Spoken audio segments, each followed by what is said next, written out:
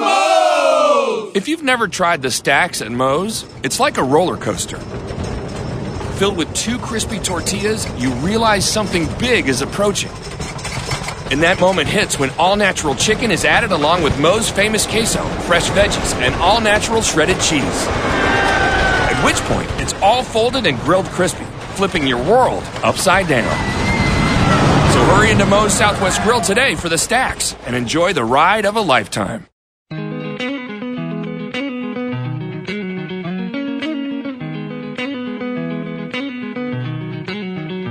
Back on the Wrestling Show, NorthJerseySports.com original multimedia series talking all things wrestling in North Jersey and really beyond, because we have a big show planned for tonight. This is Season 6, Episode 3. I am Corey Doviak, being joined by the full panel is back in effect as we welcome in, Kenny Sarajan, our co-host. I know last week you played your full introduction, and you got a little upset. I mean, you did.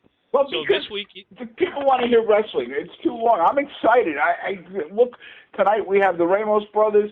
We're going to hear about BC's drive for #1 in the nation. What they kicked butt at the Doc Buchannon Tournament, and they got a big thing coming up Thursday night. We're going to hear from Mike about Westwood and what a great job they did this weekend. And Tommy's got PV. We're going to talk about the up-and-coming teams. We don't need those introductions. We got the meat here. We got the real deal. So let's get going. I'm excited. So you're saying there's no time for any shenanigans? Well, there's a lot of time for shenanigans, but that's for the other boys. All right, I'm just going to give you one of these. All right. We are the world. All right. We'll keep it short this week. We're also being joined on the panel this week by the Pascack Valley head coach, Tom Gallione. Tom, sorry, my sound effects have been cut off. I've been instructed from above to just get to the meat. So hi, Tom. How's it going? It's going well. Also being joined by Westwood assistant coach, but a guy who does so many more things than that. He's involved in just about everything North Jersey wrestling, including this wrestling show. He is Mike Atanasio. What's up, At? Hey, nothing much. Everything's good. And like Kenny said, let's get to the meat. Yes, and part of that meat has to do with our other co-host, Bergen Catholic assistant coach, Donnie Spataro. And Donnie, we got to start with the Crusaders. I mean, I know unfortunately you couldn't travel with them, but I'm sure you got the feedback. You were following it very closely. And Bergen Catholic, champion of the Doc Buchannon Classic out there in California. That's a pretty big deal. Yes, it is. I'll tell you guys, it's getting cold out there, and I'm glad I didn't put away my clothes from Siberia yet. They're coming in handy. The team did very well out there. The tournament's been around for 39 years, and we're the first team outside of California ever to win the team title. So we had 13 medals. We did really well. The kids performed out there. 5 in the finals, 3 champs. I mean, we're just ecstatic on how the kids wrestled out there. I mean, you're so deep. Let's be honest. And you know what? We can always argue on public, but we celebrate excellence. And you and Dave and your staff there have done excellent. Not only did you have 13 medals, not only 3 firsts and 2 seconds, you're so deep. Let's be honest, you're missing 2 key guys, one a state champ, and in one weight class, you had 2 guys medal. I mean, actually 2 weight classes. What they did was they actually allowed us to bring. They actually allowed to bring you a certain number. It wasn't just 14 kids. They allowed us extra slots. So we wound up bringing, I think, a total of 18, 19 kids. I think it was 18 kids. And at 120 and at 138, we actually had 2 kids place at the same weight. So they were nice enough to do that. What they do is they have a certain number. They allow, I think, 500 or 550 in the tournament. And they could care less whether 450 is in one weight class and the rest is divided. Once they reach that number, it's filled up. So they have extra slots. So they've been very nice to us, and they offered us some extra slots. And we were fortunate to bring more than just the 14 kids with us. Yeah, and listen, at the risk of making this sound like the Nick Suriano wrestling show, we got to talk about him again this week because I don't know the history of the Doc Buchannon Tournament other than to know that it's a prestigious event and he's a two-time champion. Yeah, it's considered arguably the hardest tournament in America. I mean, you go to some tournaments, even at the Beast of the East, great tournament, unbelievable, but they use the word fluff. There's some fluff there, and it depends on certain weights, and, maybe you get couple rounds that there's a little bit of fluff. At the Doc Buchanan, from the first, right out of the gate, there's really not much fluff out there. There's 93 teams registered, but not every team has a full team, but it's pretty well represented from everywhere. And you have the two schools. Clovis, who's hosting it, is ranked number 4 in the nation, and you have Buchanan, that's right next door, like a mile away, and they're ranked 5th in the nation. So just the talent within that area is incredible. Well, we're going to get to the other stuff. We're going to get to the Ramos brothers shortly. We're going to talk about a bunch of public school stuff as well on the other side of that.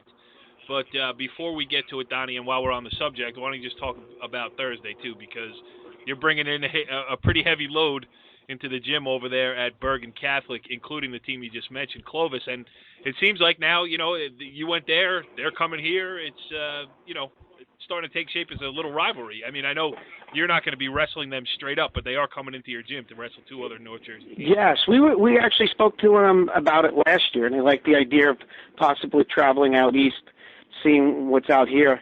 So this year, they're coming out. What they're really coming out for is besides on Thursday night wrestling by us, Saturday down at UPenn is an event called Who's Number One, and there'll be teams there such as Blair. We'll be there. Bethlehem Catholic. The list goes on. It's a lot of top teams there, and so what they did was when they came over, they wanted to get make it worthwhile. They wanted to get a couple more matches and then just that event. So we went out and we tried to get them some teams, and they'll also be wrestling on Thursday night. They'll be wrestling for Ramos and Don Bosco. Yeah, so 4 o'clock Paramus against Clovis, 5:30 Don Bosco Prep against Bergen Catholic. Pretty good match in its own right, and then 7 o'clock the nightcap Don Bosco Prep against Clovis. That's what we have scheduled so far. Yes. Yeah, so if you're looking for something to do on Thursday and you like wrestling, Bergen Catholic is the place to be. All right, let's move on now here to. Actually, I got one question for Donnie. Two things really quickly. Donnie, talking about when you guys travel around the country and wrestle these other teams, is New Jersey, which we've become the hotbed of wrestling. Everybody's recruiting here, and you're going to hear that from the Ramos brothers and that. Is our match limit much or significantly lower than other states? Yes, it is. First of all, a lot of states start a lot earlier than us. So when we go to the Beast of the East, that's our first event for the year. Some schools have been wrestling a couple weeks already. They actually ask what your record is during that season for seeding purposes. And we're obviously 0-0 going into that tournament. Certain states do it by weigh-ins. Certain states do it by matches. Other states have like a point system. They give you a point for this and point for that. And you're only allowed so many points during the season. But to answer your question, yes, I think, has New Jersey gotten better? Yeah, you can have 40-something wins winning the state championship if you exhaust all your matches and every opportunity available. But we are still lagging behind in match totals compared to other states. Well, hey, Mike, Mike is a guy who's got his ear to the. What is there any talk about maybe moving that up a little bit? Honestly, the state feels like they've changed it a number of times. I feel like in their eyes, they feel like we've kind of exhausted the amount of matches that they should be wrestling, which is I don't really agree with them. I think there should be a little more flexibility and let the coaches sort of decide a little bit. Yeah. And I also feel like what Donnie was just talking about, other teams wrestling earlier, I feel like we have a really long preseason. And it would be nice if some coaches could make that decision. Maybe they want a long preseason, but I feel like we should open it up a week, maybe 10 days earlier than we actually do, and maybe spread the matches out a little bit, because the amount of matches that we're wrestling right now doesn't always match the window that you have to wrestle them in. Like right now, Westwood's going to have, and I support it, I like getting on the mat all these times, but we're going to have, I think it is 13 matches in the next 17 days. it's a lot of wrestling, and it would be great if we could have spread that out a little bit earlier in December. It seems, Mike's right. It seems like this week, from talking to a lot of teams, this week seems to be one of the busiest weeks. That seems like everyone's kind of cramming in a lot this week. I know some teams that have like 4 weigh-ins this week, 3 weigh-ins with different events. So it seems like this week is real busy in getting matches in. Tommy, what about you on that? Well, you know what? One more thing, guys. I'm sorry, just to fill it in. For people that don't know, in New Jersey, you're permitted 4 weigh-ins per week. So you can have 4 quads if you want, which no one does. But out of those 4 events, only one can be an event with 5 or more teams, which really is a tournament. So you can only do 1 tournament a week. So you can do 1 tournament and 3 dual meets if you want or whatnot. But you're allowed 4 weigh-ins per week. Tommy, what's your view of the situation? Actually, I like the idea Mike came up with. Maybe, the preseason is I think, long.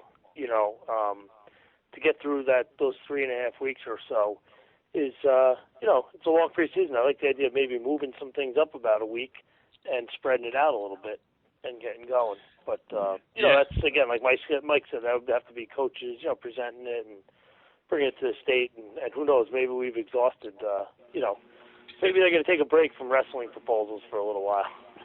I saw James Santana, though, at the Demarest Old Japan girls basketball game this afternoon. I should have asked him while I was over there. No, but you know what? That also goes to keeping this discussion going just for a second. That also goes to Donnie's point of we really do see more year-round wrestlers. Now, we just tweeted out an article about every kid should wrestle and how it's good for football, and we've always said that. But we do see these guys who are coming into the season in shape, close to their weight, and that would allow you to open the season up a little sooner. Yeah, Mike is right, because years ago, preseason was trying to not a lot of kids wrestled out of season. They just walked into the gym, into the wrestling room, and you had to get them in shape. You had 2-3 weeks to get them in match shape. Now the kids are walking in, they've had matches 5 days previous before practice at tournaments. So you're dealing with kids that can go year round now. They're in tournaments, they're traveling here, they're traveling there, this nationals, that nationals. So I think Mike is right. I think we could, in a way, cut down the preseason and maybe start a week early, which will give everyone more flexibility.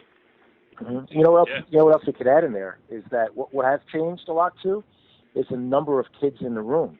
When we were in high school, Donnie, we had 50, 70 kids in the room, and after you wrestled 3 weeks, you weren't really totally exhausting all the live wrestling. But when you have 20, and some teams have 15 kids in the room, let me tell you, it gets stale really quick. I'll tell you what Mike's talking about those numbers. I've mentioned it before over the years on the show. My freshman year at Emerson, small group 1 school, one year we had over 80-something kids in the room. It was that was really the gold. That was really the golden era, the late 70s, early 80s. The amount of kids that came. I remember kids wrestling off 3 times for JV. That's full freshman teams, maybe 30 kids, 28 kids on a freshman team with a full freshman schedule. It was incredible back then. Donnie, we had that too, Donnie, and it was good because you weren't sad by the time. December 18th came around. But now when we have a small team, it's really hard to keep the kids motivated when there's, only 1 or 2, maybe 3 or 4 kids in the room that they can really go with, and we take the date and the experience level into account. So I think it would really benefit teams if they had an option to start a little bit earlier. Yeah. One other thing before we move on, Corey, we forgot last week to recognize Donnie. At the BCCA George Jockish Holiday Tournament, Donnie was recognized with the William F. Pally Service to Wrestling Award in recognition of all that Donnie has done for wrestling in Bergen County. And I now we have 3 of the 5 people on this show have won that award. So Tommy and Corey, you must suck. But congratulations. You know what that award really proves, Ken? That if you hang out long enough, anyone can get that award. You say? I just want to float it out there that this is the 6th year in a row that I am hosting the wrestling show. I mean, not that I'm begging for any kind of award or anything, but next year you'll be nominated. Yeah. Well, I mean, come on, Corey. They actually give you a quiz before you get the awards. I don't know if you know enough about wrestling. Yeah. Hey, Mike, when we hang up the phone, please pick up when I call you. I got to do a crash course on wrestling rules. How many do you get for a takedown again? 5. and Kenny, we did recognize Donnie because he was the top shot of the day on NorthJerseySports.com for the better part of a week there. And when I even did finally have to change it, it was with a tear in my eye. I had to take down Jack McCarty. You know, he's my favorite, and Donnie. You know, they're in the dustbin of old, used top shots of the day. All right, let's go on. All right, well, let's start this edition of the Wrestling Show. Let's start our guest portion of this edition of the Wrestling Show here as we welcome in two guys who have done pretty well for themselves coming out of North Jersey, now on in the collegiate ranks, as we welcome in the Ramos brothers. Joining us from Shippensburg, Pennsylvania, I would imagine, is Evan Ramos. Evan, how you doing, man? Pretty good. How you doing? We're doing well. Thanks for joining us. And also on the line is Evan's brother, Ethan. He's down at the University of North Carolina in Chapel Hill. Ethan, thanks for hopping on here on the Wrestling Show. Thanks for having me. Yeah, and you guys came to our attention this week here back in the home state because I am an East Stroudsburg University guy, and I follow the Pennsylvania State Athletic Conference on Twitter, and I saw a tweet come through that the PSAC Wrestler of the Week for this past week was Evan Ramos at Shippensburg. So, Evan, it's quite an honor, and you're having quite a year for yourself there over at Shippensburg. Oh, yeah, thank you. So how's it been? I mean, how is collegiate wrestling? You know, you guys were so dominant in the high school ranks. I imagine as you stepped up in class, it got a little bit harder. Yeah, it's harder, but I feel like a lot of it is plays into your head. Like you have to have a strong mind going into college, I would say. So I think that's been like a big difference. Yeah, and you know, you and your brother are very close, and you know, parted ways when it came to college. Ethan, now at UNC, and I saw, I think the Intermat rankings had you number 2 in the country at 174 pounds. So, first of all, just talk about, you know, being away from your brother and, you know, still doing what you two do, and then get into a little bit of this season that you're having so far, which is pretty unbelievable. Well, so being apart from Evan first, you saying? Yes. Well, yeah, I've been. It was I think it was a good move for both of us. I guess, like in our relationship, to get apart. I think we've kind of grown a little bit more. Somehow, like being apart, closer to each other. But I don't know. It would be also cool to have him over here, or be close to each other, or be able to see him wrestle. So, you know, that part I'm not too fond of, but I like to see him also how he's excelling and where he's at. And I'm excited for him. I think this should definitely be the year for both of us, and I'm going to see that happen either this year or the years to come. So that's exciting. And then what was the second question? All right, my second question is, you know, number 2 ranked at 174 pounds according to Intermat. You know, talk about that. It's a great start to the season for you, and you know, when you're the number 2 ranked wrestler in the United States, you got to be looking, you know, maybe at a national championship here. At least that's your goal, I would imagine. Oh yeah, you know, I'm feeling good about it. Not great. You know, I've had some hiccups, but I think I've learned a lot from each one of those. So I'm excited for it. I think I could definitely win it. But I know I got a lot of work to do in certain areas, and got to focus more on my recovery and getting the sleep I need. But I don't know, it's exciting. I think it helps to know what I'm wrestling for, or who I'm wrestling for. And that's kind of, I think, like what you were saying before with transitioning from high school to college, like I think that's also been the main thing for me, just like knowing like what I stand for, what I wrestle for, and that's made all the world a difference for me. Hey, yeah, Donnie, you got to see both of these kids, you know, growing up even before high school, I think, or at least definitely often in high school. You got an interesting perspective with them. I had the privilege to coach them outside of the high school season for, I think, close to 3 years. So I got to watch them grow and and mature and become better wrestlers. But just besides wrestling, they're two of the finest young guys that I know. They're really great kids, and their mom did a great job raising them. Yeah. Ethan, question for you. You moved up. You moved up now to 174. Why the move from 65 during the year? Was it a team decision? Was it something that you felt that you'd be better off at that weight class, at that weight? Were you cutting too much weight, or what was the decision to move up? Like, what was it, about 2 weeks ago? Yeah, it was during scuffle. Well, I had decided actually the week before ODU, and I don't remember Army. I decided before that week, but I was just looking at it from like team perspective, because from the injury that I had from my rib, I like have a pain in my back because of that, because I left it out.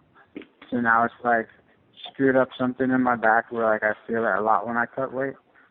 So I was just in a lot more pain there. But I felt like I could deal with it still fine. But then I was also like looking at the team and seeing that Stoudemire wasn't really able to keep his weight up. Like, he was coming to practice sometimes underweight, and he would get yelled at for it. And then I just thought about it, like, why don't we switch? So I came up to coach and told him that if that's something that they'd be interested in, like, I'm willing to do it. I don't mind staying down, but if it would help the team out, if it helps Stott out, then we can make it work, and I'll be fine with that. And so then they thought about it, and they felt confident that I would do good at 74. And talked to Stoudemire about it, and he felt confident there. And I think it was a great decision because I've been wrestling better. I feel better, feel sharper. They were like honing, I think, more on technique now. And I see with Stott, it's the same thing. He has more of a drive, and like feels a lot more comfortable at that weight. So yeah, it was mostly for the team, I'd say. Yeah, team player. Tommy, what do you got? Just for both brothers, it was just wondering what advice you guys would give to any high school juniors or seniors, going through the process of being recruited, by colleges.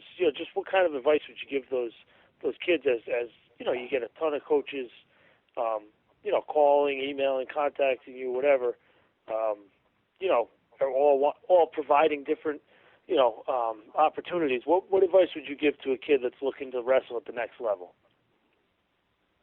Evan, you go first. Yeah. Okay. Either one. I would say just to really weigh out all your options, not to really rush into certain. If you like school, like if you're going to visit certain schools and you really like one, and you just make the decision like this is the one, like I'm going.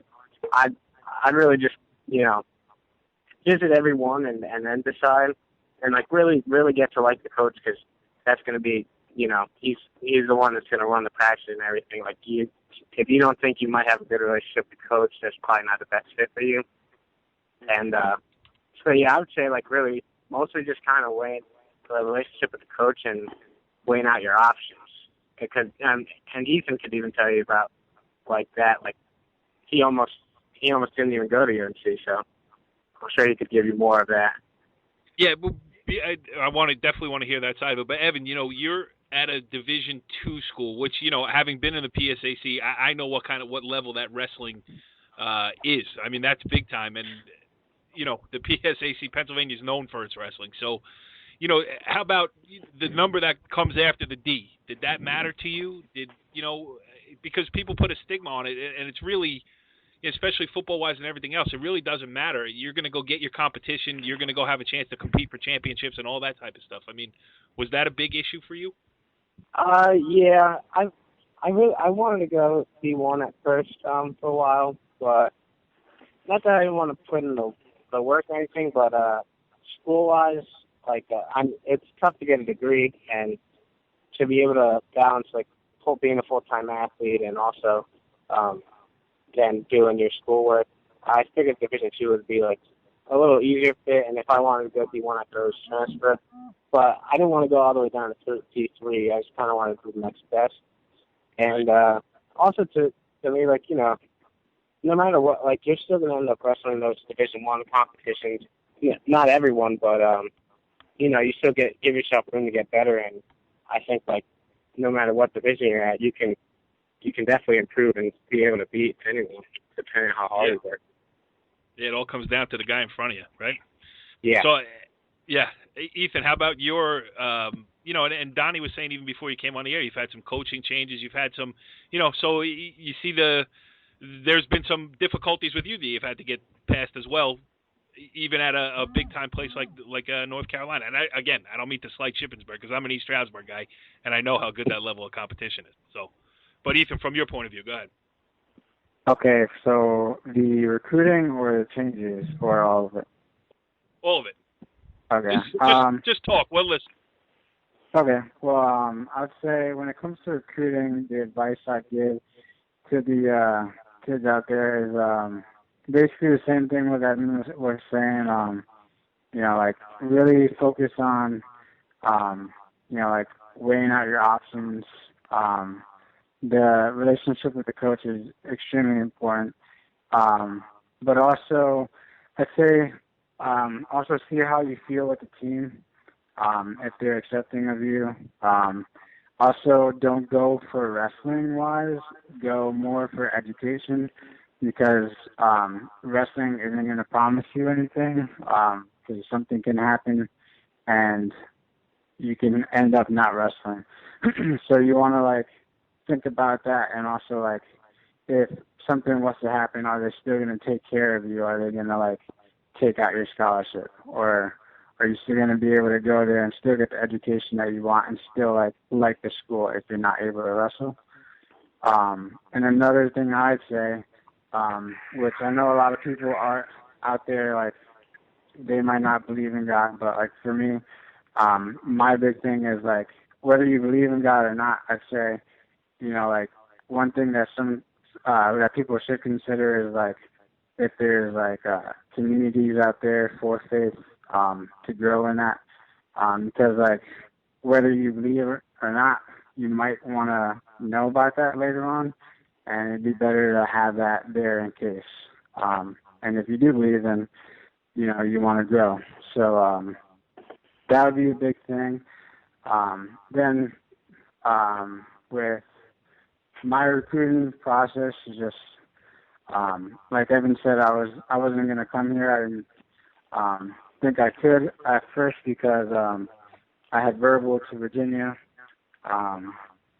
but then I ended up coming here, like, kind of sneaked my way through afterwards and just liked it a little bit better. And I think the main thing for me was that, like, there's a challenge. Like, I knew that they had a bad reputation, but the way I felt about it was, like, their reputation is not going to affect me. I can make a change in it, and then also I just liked it a little better. And then with the changes that's been going on, I've never been afraid of change. I've had to go through a lot of change throughout my life. So when Colat left, it sucked, and I, like, weighed out leaving to go to Campbell, but I felt like if I'm going for school-wise, then I might as well stay there in North Carolina. And I haven't regretted that decision. I've got along great with the coaches. Having these changes haven't affected me in a big way. If anything, it's probably made me better because, like, I've been able to embrace the change and make it work for me.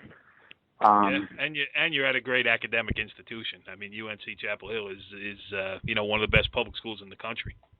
Yeah, exactly. So it's a win-win, I'd say.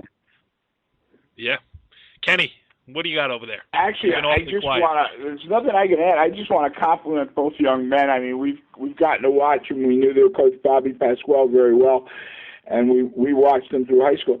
And I think for the young kids listening, I hope they heard what both Evan and Ethan said about, you know, finding the right school in terms of education and your goals. And actually, I have one question for Evan. Evan, when I was in college, the Peterson brothers, this goes back 40 years, were very big in athletes in action, and I can hear your commitment to faith in your voice. Have you ever worked with that group, Athletes in Action, or the Fellowship of Christian Athletes, either of them? I'm actually in the FCA. I've been attending meetings and stuff. I haven't been able to do any trips or anything yet, but Ethan is actually in Athletes in Action, I think. Yes, Ethan did it. Ethan recently traveled overseas, I think, with Athletes in Action. Correct, Ethan?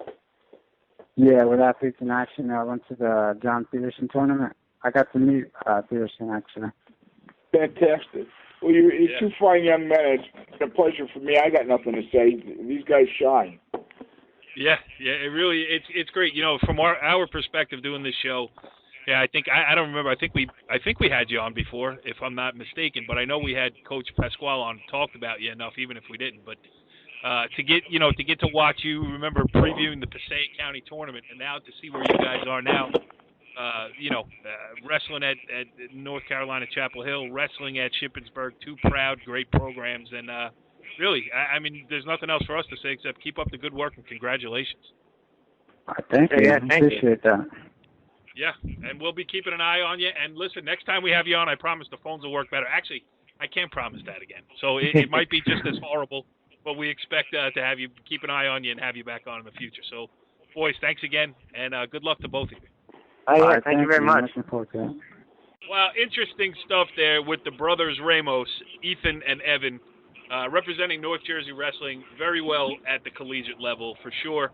Great catching up with them. But, Kenny, we got more to do here tonight on this edition of the Wrestling Show.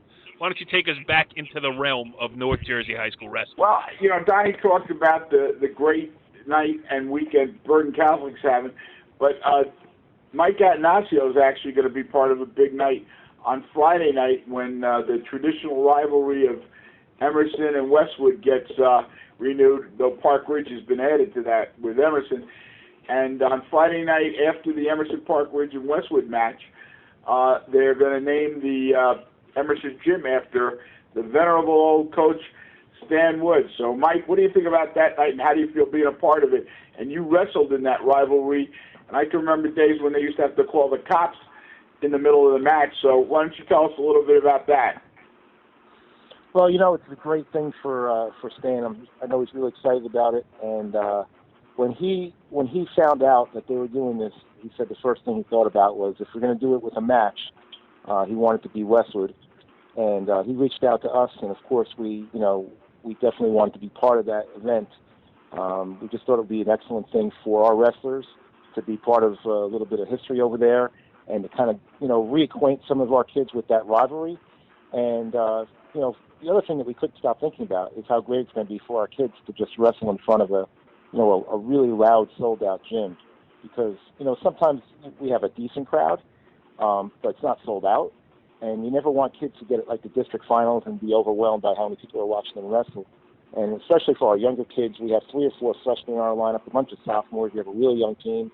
And it's going to be great for our kids to be involved in that, that really intense feeling that you get in a real big match with a packed gym. And, so we jumped on it. We thought it was a great idea. What a great perspective, Mike. Donnie, you were part of that rivalry for so long. What do you think? I'll tell you what, you're absolutely right. My first varsity dual meet I ever wrestled my sophomore year was against Westwood. And sure enough, during the middle of the match, a fight broke out in the stands, and the fight carried out onto the middle of the mat. Both teams had to be brought back into the locker room till the gym was cleared by the police, and then the dual meet continued. It was a little different years ago, but it was very intense back then, very intense. And still, I was mentioning before off the air, still to this day, or years ago when I was still coaching at Emerson, I would run into alumni over the years, and they wouldn't ask about anything else about the season or how many kids went to the States or whatnot. The first question they would always ask is, did you wrestle Westwood, and did you beat them this year? So that was such a big thing years ago. Sure, and I definitely had that on our end. And when I started coaching, when I became the head coach, it was we lost the first couple of meetings with Emerson Park Ridge, And when we finally broke through, for me, that was the point where I felt like the program had been turned around. I just felt like that was always my measuring stick. And it didn't always matter how good Emerson was that year. It was just always like a thing where you said, you know what, we won the league this year, but, we didn't beat Emerson. Beating Emerson, it was almost like an additional, league championship. You didn't get a banner for it, but you knew it meant a lot to your fans. It meant a lot to your program. And the other thing I'm really trying to, impart to our kids is I look back when I first took over, and wrestling in that kind of rivalry match, when you're trying to build a program and trying to rebuild a program, which is what we're doing now, just getting those kids to really buy into it and give everything they have and really buy into a rivalry and raise their level, it could carry you for a couple of weeks. It makes a big difference in the program. So the scoreboard's not going to matter that much to us. It's going to be, do we wrestle hard? Do we embrace wrestling in front of all those people? And do we embrace the history of the program and step up for that great moment? So that's what we're really looking forward to on Friday. As you guys are talking here, I'm just going back through the archives of NorthJerseySports.com, and I found an article that I wrote from Tuesday, February 17th, 2004. Mike, you were coaching at Westwood then, right? Yep. Yes, he was. And Emerson 34-33 win in the section semifinals. Do you remember that? Emerson won that one? Yes. Yes. 34-33. Yep, that was a close match. We had a streak there. I mean, as much as we could go back to the 60s, 70s, and the 80s, we had a streak there in the late 90s and 2000s where these two little programs, these small schools would have these great matches, and you look back and go, wow, that team had, Emerson had 4 or 5 guys who went to the States from that team. We had 3 or 4 guys go to the States for that team. There were some really, really good matches. And, year after year, it just raised, to me, something I always embraced. It raised the level of wrestling in our program from that match on. If you weren't having a good year, it was a good chance to say, look, we're going to turn up the intensity. And sometimes you look back and go, you know what? We really started wrestling well after that Emerson match. Yeah. I mean, that was probably the first time I met you back in that 04, and you beat North Warren, right, to get into in one of those things. And Matt Zlotkin, how about that for a name? You remember that? Yeah. That's really digging in deep. Sure. He had a spladle against North Warren. I'll never forget it. It was big, really good stuff. He was down 9-2. Look at that. This is crazy. Look at you. That was in Emerson Gym, and that was the semifinals, correct? You there too, Donnie? Yeah, I was coaching then. Yep. How about that? 12 years later, we're all in the same place again. And that was probably the. And Tommy and I don't give a crap. Look at that, Tommy. That's cool. I can't believe you actually went to wrestling matches before you started this show a few years ago. Yeah. How about that? And I even covered the North Warren Westwood match before the Emerson Westwood match. I mean, what was That's pretty good. Yeah.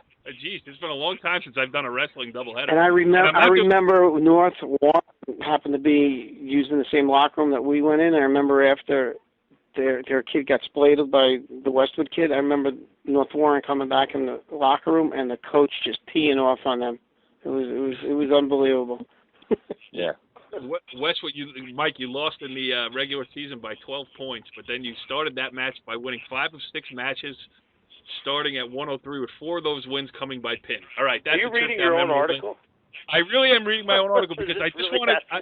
I'm putting this out there just so that the powers that be, if they're looking for an award recipient next year, I just want to let them know that no one else was there covering Westwood North Warren that day. I was. Okay. Let's move on. Hey, Tommy, you got a big week. You've got a big match on Friday night. You're going up against one of the powerhouses. You want to talk about that? Well, yeah, one of our crossovers is Ramos. So, we've wrestled them now, I guess, for the last 4 or 5 years. So it's just, like Mike had kind of talked about with the rivalry with Westwood Emerson. Yeah, I feel the same way when we wrestle Hills. But for our guys, I use this as, kind of like a measuring stick. This is where you guys want to be. This is how, good you guys want to be. Embrace the opportunity to wrestle them. So, as tough as the last few years have been against them, it's been good for our kids. We have such a young team. It's good for them, to kind of shoot for, goals to shoot for and a vision of where they may want to be in a few years. So, we're at Paramus on Friday, so we'll see how that goes and just keep on moving along. All right, let me ask the 3 of you guys real quickly, and because we've gone pretty good tonight. Up and coming teams. Now, the one I see is kind of impressed when I looked this weekend. West Milford has a first-year coach, a kid named Tyler Pevney. I may have screwed that up. He's a young kid, and I was impressed that I saw they did well this weekend. What teams do you guys see coming up? You know, everybody knows Paramus, everybody knows Ultapan, everybody knows Riverdale.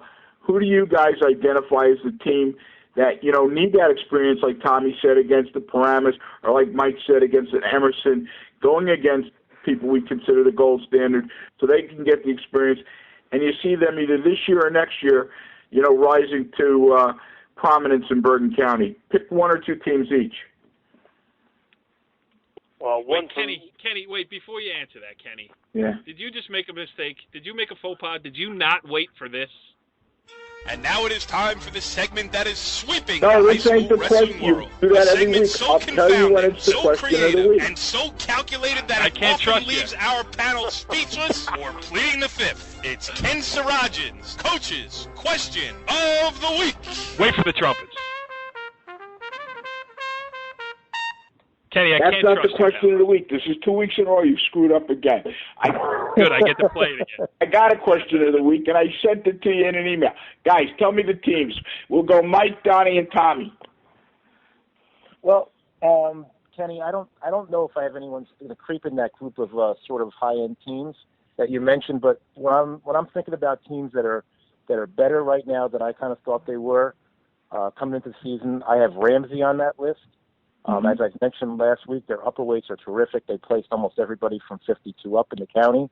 We wrestled them last week. It's hard to wrestle a team that puts together a streak in their lineup where they're going to win almost every match, you know, for 6 or 7 in a row. So I think that makes them very dangerous. They just need their lightweights to sort of hold their own a little bit. I also think Garfield, who's sort of the opposite, they're really, really good down bottom. I think they kind of fall into that category. And I think Dumont, you know, when you think more about the future, they're very young down below, and I think Kenny's got a nice group of kids. We're going to see them this weekend in a quad. So I would say they're in that mix, and I also say that Tommy's team, PSAC Valley, very, very good sophomore class, and we mentioned Mr. Byer, really tough freshman. So I think, you know, in a year or two, they're going to be one of those teams that's going to be looking to knock on the door of those, you know, top 10 type teams. Donnie? I agree. Mike kind of stole my thunder. Yeah, I know. Mike names 22 teams. Nobody's left for anybody else. Tommy, would you like to congratulate your PSAC Valley Indians for their future success? Yes, I would. No, and you know, I think Mike hit on a lot of the teams, and also, you know, we scrimmaged Mike's team. And what is it? This no, but I'm saying in a few years, Westwood, Dumont, you know, those are all teams that you know, are gonna be tough in a few years. You know, I mean, Dumont's got the Manginelli brothers. They have, you know, Talati down. You know, they're a tough team. And then I saw, you know, Mike's kid down below, Furman, and the 106-pounder. You know, it's another team that's going to be, you know, right up in the mix there in a few years. All right, Kenny, move us along. Here we go. Let's wrap it up. Here's the question of the week. Very simple. And now it is time for the segment that is sweeping the high school wrestling world. A segment so confounding, so creative, and so calculated that it often leaves our panel speechless or pleading the fifth. It's Ken Sarajan's Coach's Question of the Week. I tell you, your technical expertise is amazing. This week, young Jack Atanasio had his first wrestling match. I saw a tape of it, and as Jim Gallione said, Jack rides kids better than Mike ever did. He won his first match. He's 8 years old. Guys, wrestling is becoming a sport where they're starting younger and younger. I saw some kids at a youth match this week. They had to be 6 and 7 years old. In your minds, each of you will go Tommy, Donnie, and Mike this time. What's the right age for a kid who wants to start wrestling that you'd put him out on the mat? Tommy? Going back to that, I did see there was even a kid out there that wasn't even 6 yet. But I would think that about 7 or 8 is probably around the right age. You know, to at least get out there on the, you know, to start wrestling some matches, you know, and going to practice. I'm sure, you know, Jack practices 2-3 times a week, but I think around 7 to 8 is probably a good age to start the kid. You know, if he's showing some interest. What are you talking about? Jack's doing push-ups right next to Mike right now. So, Mike, you obviously think it's around Jack's age, right? I do, but I think it really depends on the kid, and it really depends on, like everything else. Insane parents. What's that? The insane parents. Insane. We're keeping it all in Has perspective, very low key, not paying attention to wins and losses that much. We're really just trying to have fun. But if I saw Jack lose and saw that he was super upset, and if he lost a couple of weeks in a row, I probably would say let's take a little breaks from the matches and just go to practice and have fun. You have to watch them and see how they react. I know there's kids that start at 6 or 7 and they blossom. It's great, but you can really damage a kid's ego and turn them off to the sport completely if you do it at the wrong time. So timing is really, really important. Donnie? Jack. Yeah, it's funny. Jack, one of my cousins actually asked me this question. Her son wanted to go out and try it, and I agree with what Mike said. I think it depends on the kid. Maybe some kid's 6 years old, it's fine with him. Maybe another kid wouldn't be good till he's 10, 11, so on. I think you got to actually see what's good for your kid and how he takes to it. And I also tell people, too, that don't rush them into competition right away. Some of the kids don't like it. They like going to practice, which is great. They like being around, hanging out with their friends, and, heading to practice two times a week, which is fine. And if they don't like the competition, don't force it on them until they're ready. So, the hardest part is getting them to go and start and getting to go to practice each week. And if they enjoy it, leave it. And if they want to compete, let them compete. But I would not rush them into competing. You got to watch who the youth coaches are. I've seen some guys. We're lucky at our place. We've got good guys. I've seen some guys out there doing junior matches when we hang around and watch them. I'd grab the coach and wring his freaking neck. The way Ethan and Evan talked about getting along with the coach. I think it's more important at college. I think it's more important at the youth level. Some of these guys, oh my gosh, I'm done. All right, well, we're done here on this edition of the Wrestling Show, but I just want to finish simply by saying, Jack, if you can hear me, hang in there, buddy. Uncle Corey's going to sneak you a cheeseburger. See you next week on the Wrestling Show. Follow the leader.